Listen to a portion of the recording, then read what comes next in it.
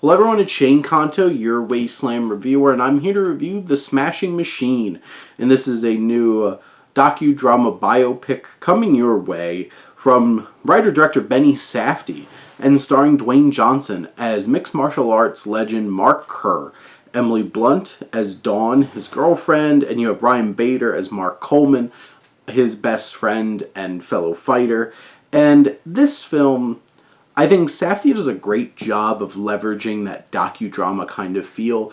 Right off the bat, it has this very grainy, like 80s, 90s kind of feel to this one particular sequence that it feels like ripped out of like a home video. But so much of this is this very handheld, very docudrama approach to things that feels very raw, very visceral, very intense.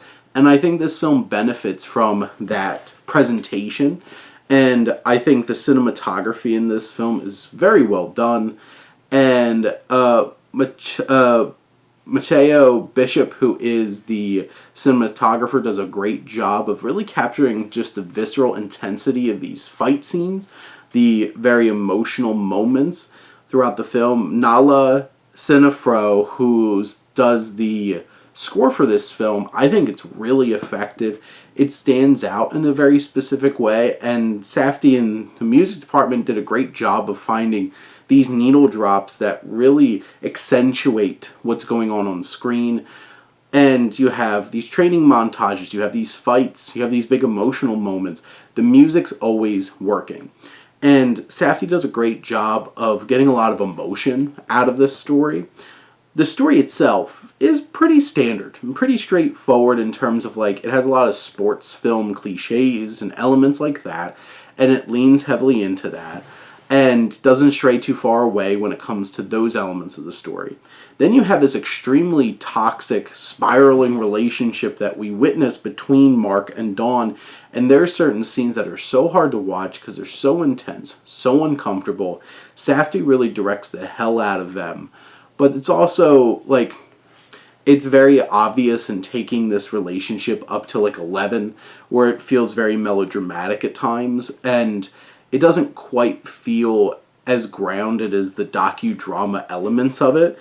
I think the performances are there, very raw and very earnest. I love how the film explores this tender brotherhood between both Marks, Kerr and Coleman, and Kerr and his trainer, Bass.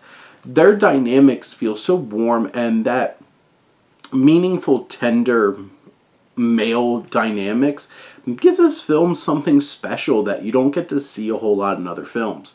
I think Dwayne Johnson gives a really fine performance that has some good emotional moments, and he sells the physicality like it's nobody's business. And Emily Blunt, even if her character's a bit of a caricature, she nails it. And she, like, you get frustrated at her, you feel bad for her at times. She really is able to play around with that and accentuate that. I think Bader does a fine job. Like, he's obviously not an actor, but he feels very natural portraying Mark Coleman. And overall, I think this is a really fine, really well put together film. It might not be the most fresh or dynamic of stories, but it hits the beats well. It brings it to life in an engaging and intense way. And the overall experience, I think, is really worthwhile.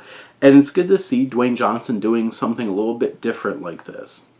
But those are my thoughts on The Smashing Machine. Let me know what you think, and let's talk some movies. But thank you as always for tuning in and supporting your Wasteland reviewer.